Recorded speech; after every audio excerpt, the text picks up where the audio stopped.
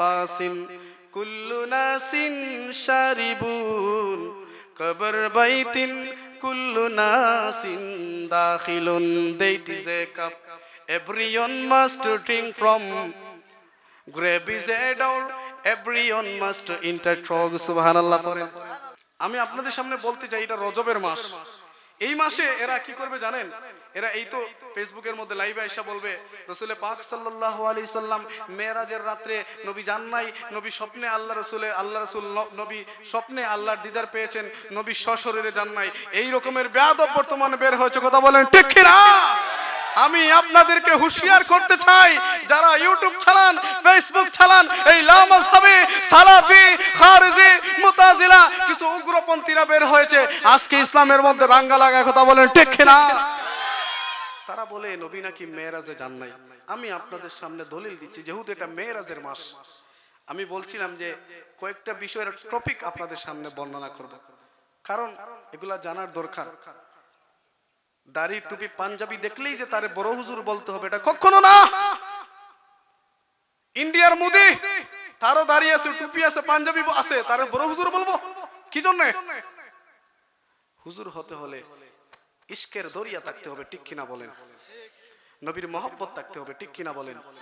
কথাবার্তার মধ্যে মোস্তফার প্রেমের কথা থাকতে হবে, ঠিক কিনা বলেন? আলিম তো তারই বলে প্রথম শ্রেণী থেকে কামিল পর্যন্ত পাশ করে কোরআন হাদিস, আপনাদের সামনে কোরআন হাদিসের কথা বলছি, এইগুলা দেখা এগুলা তাফসীর, ব্যাখ্যা, বিশ্লেষণ যিনি ভালো করে ভালো রূপে বলতে পারবেন তিনি তো হচ্ছেন মাওলানা, ঠিক কিনা বলেন? কিন্তু আজকে আমাদের সমাজে কিছু মাওলানা বের হয়ে গেছে, ঠিক কিনা বলেন? এই যে সাবাল মালানাদের কারণে আজকে আমাদের সমাজে ফিতনা। 2-4 দিন মাদ্রাসায় গিয়া 2-4 দিন ওই ইউটিউবে ফেসবুকে কিছু কথা শুনি না, সে এখন অকাট্য দলিল দিয়া দেয়, বলে এই হুজুর তো ভুল বলছেন, ওই হুজুর ঠিক বলছেন। নাউজুবিল্লাহ। আমি আপনাদের সামনে বর্ণনা করতে চাই, রাসূল পাক সাল্লাল্লাহু আলাইহি সাল্লাম সশরীরে বাইতুল মুকাদ্দাসে গেছেন। প্রথম আসমান, দ্বিতীয় আসমান, তৃতীয় আসমান, চতুর্থ আসমান, পঞ্চম আসমান, ষষ্ঠ, সপ্তম, সিদরাতুল মুনতাহা, আল্লাহর আরশে আজিম, জান্নাত, জাহান্নাম ভ্রমণ করেছেন আমার নবী। সুবহানাল্লাহ। আল্লাহ পাক সূরা বনী ইসরাঈলের মধ্যে বলেন সুবহানাল্লাযী আসরা বিআবদিহি লাইলাম মিনাল মাসজিদিল হারামি ইলাল মাসজিদিল আকসাল্লাযী বারাকনা হাওলাহু লিনুরিয়াহু মিন আয়াতিনা ইন্নাহু ওয়াস সামিউল বাসীর। সুবহানাল্লাহ। আজকে এই মুসবিলাইরা, আজকে ইহুদি খ্রিস্টানের টাকা খেয়ে খেয়ে এরা এই কোরআনের আয়াত দেখে না, ঠিক কিনা বলেন? কারণ এদের কাজ হচ্ছে সমাজের মধ্যে, মুসলমানদের মধ্যে বাইয়ে বাইয়ে ইমাম মুসল্লিদের মধ্যে কি করে ফিতনা লাগানো যায়, এই বাটপার আবু জাহেলের গোষ্ঠীরা বের হয়ে গেছে, কথা বলেন ঠিক কিনা?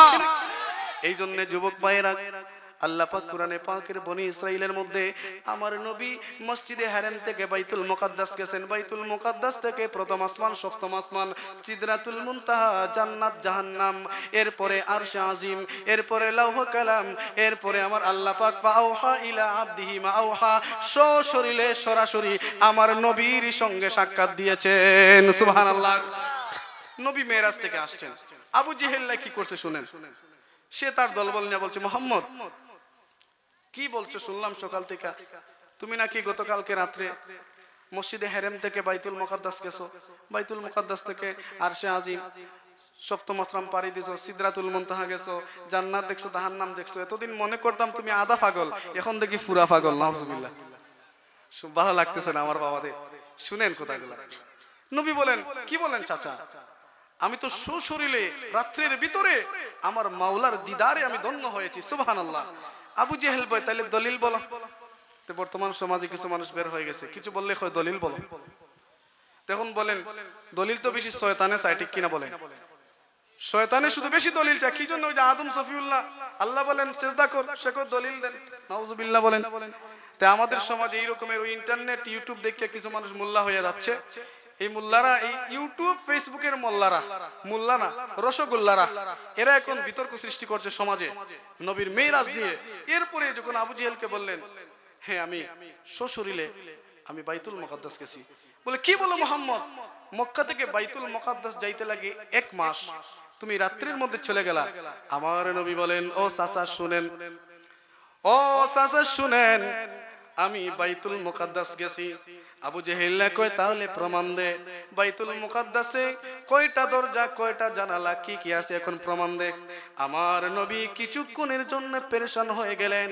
আমার আল্লাহ পাক জিবরিলের মাধ্যমে আমার নবীর কাছে ওহী নাজিল করেন, ফাজাল্লাল্লাহু লিবাইতিল মুকাদ্দাসি ফাতাফাকাত আখবারহুম আন আয়াতিহি ওয়া আনা উনজুর ইলাইহি। সুবহানাল্লাহ পড়েন।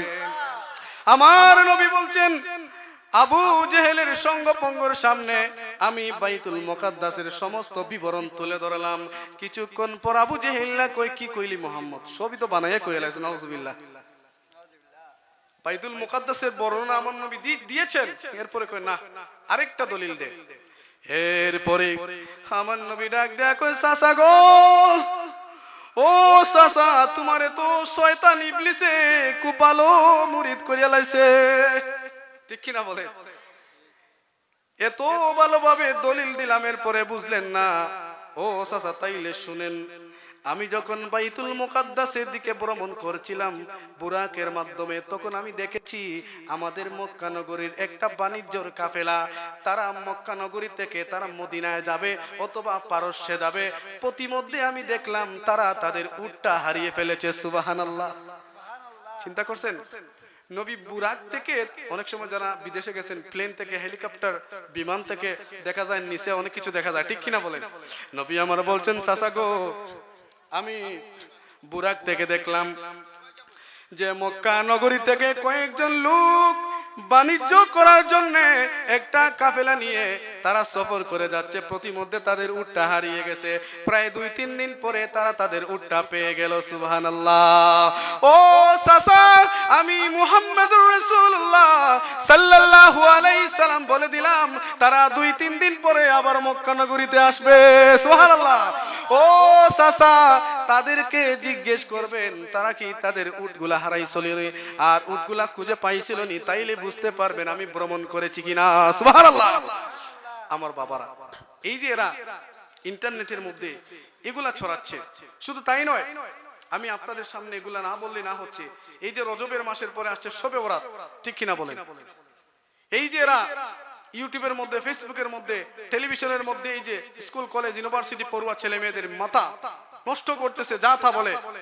আমি দলিল সহকারে কথাগুলো বলছি, এখানে ক্যামেরা হচ্ছে, সারা বিশ্বের মুসলমান দেখবে ইনশাআল্লাহ। বলেন ইনশাআল্লাহ। আমার কথাগুলো নোট করে বলছি এই জন্য, যাতে কোনো বেয়াদব না বলে যে শিবুল আহমেদ খান ভুল বলেছে। No, impossible. তোমার সাথে চ্যালেঞ্জ। বুখারী থেকে বলছি, সিহাহ সিত্তা থেকে বলছি, সহিহ হাদিসের 50টা কিতাবের রেফারেন্স দিয়ে কথা বলছি মিয়া, তোমার মতো বাটপার না, আমি ঠিক কিনা বলেন?